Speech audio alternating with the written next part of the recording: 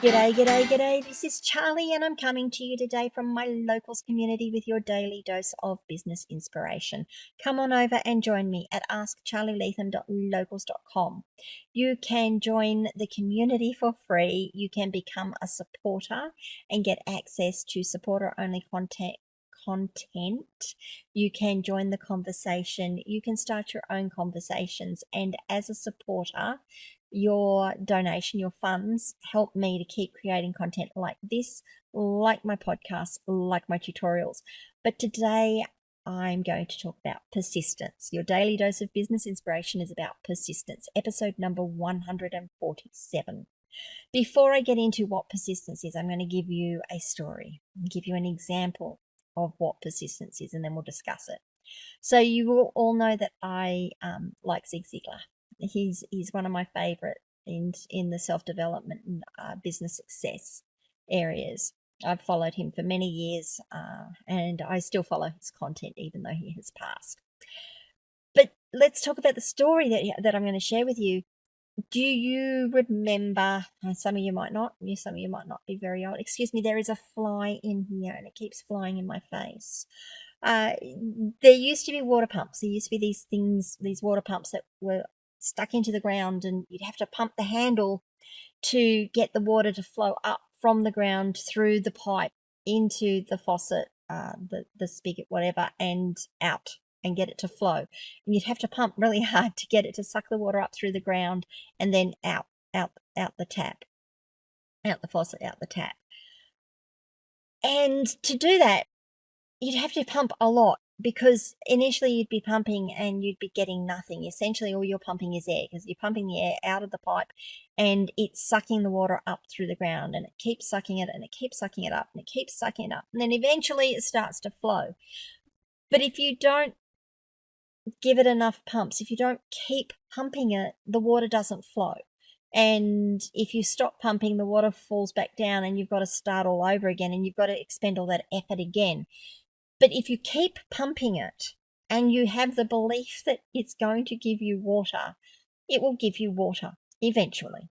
Now, that's the story, is that this man kept pumping, and he could have just given up and walked away and said, well, there's no water in there. Oh, it's too hard. I'm giving up.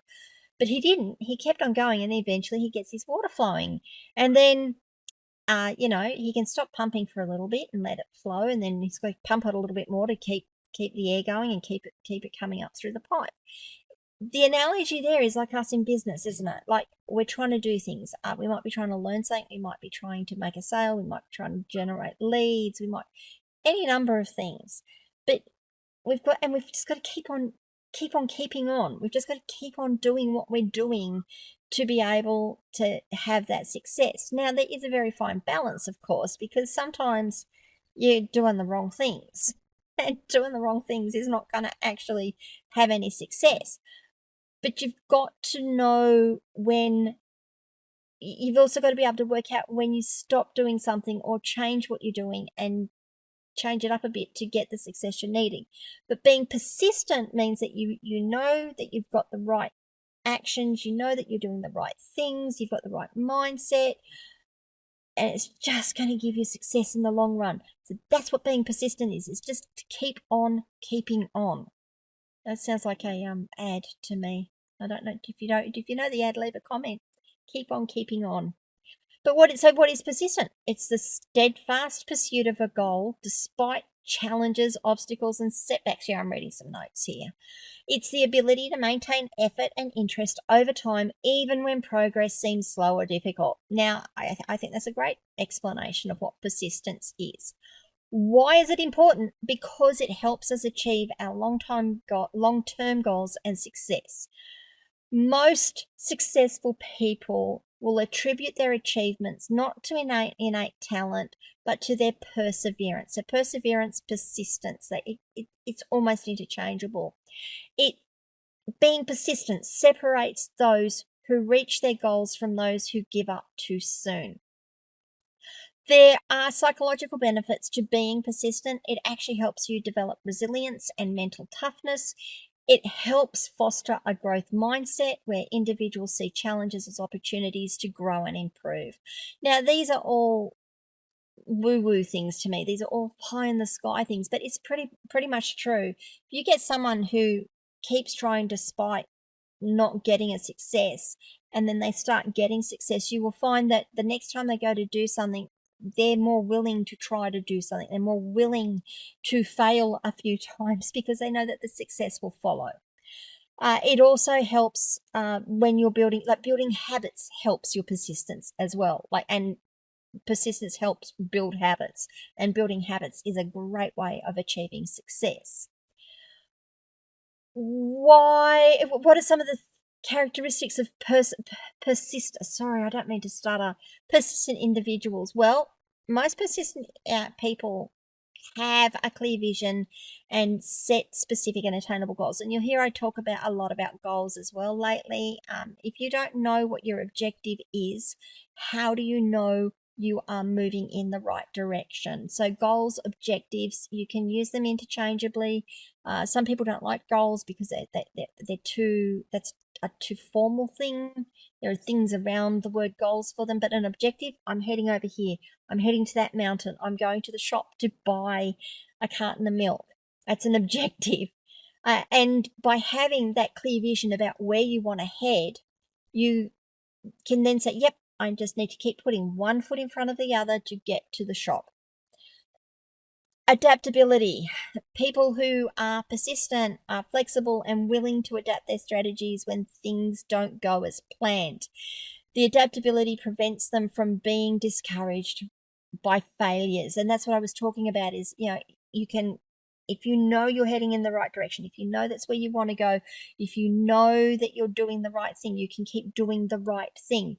But if you know that you want to head over here and this thing doesn't seem to be moving you along the way, you can then look at what little changes you need to make to see what gets adjusted, what needs to adapt, and whether that moves you further, quicker, slower, and make some changes. You're not going to give up. You're going to try different things. The last thing is a persistent individual, you could just call them self-disciplined. It requires a lot of mental fortitude, emotional fortitude to just keep on keeping on and be dedicated to what you want to do, because trust me, after the first blush of excitement fades, it does become a chore and it becomes hard. So having self-discipline, building habits to build that self-discipline actually keeps you moving along as well. So that if you want to develop persistence, if you want to become persistent, there's some of the things you might want to start focusing on in your own development to help that persistence keep going. What are some of the strategies to cultivate persistence in your business, though, or in your life? I mean, you could take a lot of what I'm talking about into your life, but I want to talk about business specifically. Well, break down your objectives. Now, this was something, and I actually enjoy sharing little stories. I had someone in my life at one point where I'd be saying, hey, listen, we need to do this thing. The end goal is right out here, and it's big, and it's bright, and it's shiny. And I couldn't work out for the longest time why they would never start, why they would never work towards it. Yeah, that's a great idea. Yeah, let's do it. Let's do it. Let's do it. But they'd never start. They'd never do something. And then one day I said, what's wrong? Why haven't you started doing this? I thought we agreed we were going to do this. Like, well, yeah, but I can't do this all at once. It's all too overwhelming. I'm like, so we just start with one step. What's the first thing we need to do? I just want to take one step on the path. I don't know whether the path is at this point I know the path is veering to the left, but I don't know what's around there. So rather than trying to plan out everything that I need to do to get to that last objective, what I need to work out is what do I need to do now that gets me moving along the path towards that objective. So break your goals down into smaller, manageable tasks, objectives, goals, whatever you want to call them. That makes the process less overwhelming, and it helps you maintain motivation. And that means, I need to go to the shop to get milk. And I'm going to use that as an example. I want to go to the shop to get milk. Okay. Am I dressed to go to the shop to get milk, or am I still in my jammies and I don't want to be seen in the shop in my jammies? Do I need to put my shoes on? Do I need to make sure I've got my purse or my phone so that I can do my tap and pay and go along? Is there anything else I need at the shop? So there's some small things that I need to do. I can get dressed, put my shoes on, get my purse, get my phone, just check if I don't need anything else. Okay, now I'm going to walk out the front door and I'm going to start walking down the street. Little goals all the way along. Oh, I'm at the shop now. Let me get into the shop and go to the aisle where the milk is, or go to the cooler where the milk is. Okay, got it. Go to the counter, pay for it. Now I need to go home. So I can break that that's a very simple task, right? But look at all the little goals that I set myself along the way. Once you've got those little goals set, those little tasks set, that allows you then to celebrate the small wins. You can recognize and celebrate small achievements along the way. It keeps your morale going, it keeps your motivation up, and it starts to reinforce positive behavior. Now, it's not only you that works with. If you have a team and you are persistent, you're saying, I want to do this and we are going to do this, you're going to keep your team motivated generally by your consistent action, by your persistent action. But when you guys achieve something, when your team achieves something, and say, hey, you know, guys, we did great here. This is fantastic. Let's have a little bit of a celebration to recognize that we made this small objective. Learning from your failures is always an important thing. Viewing failures as learning experiences rather than setbacks helps maintain a persistent attitude. Now, I know I've spoken about this in other podcasts and other inspirations, but fail forward. We talk about failing forward. You know, instead of falling back and falling on your backside and falling backwards and going backwards, fall forward so that when you get up, you're actually a few steps more further along the path than where you were. So learn from your behaviors, and finally, try to stay positive. Maintain a positive outlook, even in the face of adversity. My notes here say it's crucial. Maybe it's crucial. I think it's really important. But sometimes it's difficult, and just following all these other little strategies will help you maintain that positive outlook.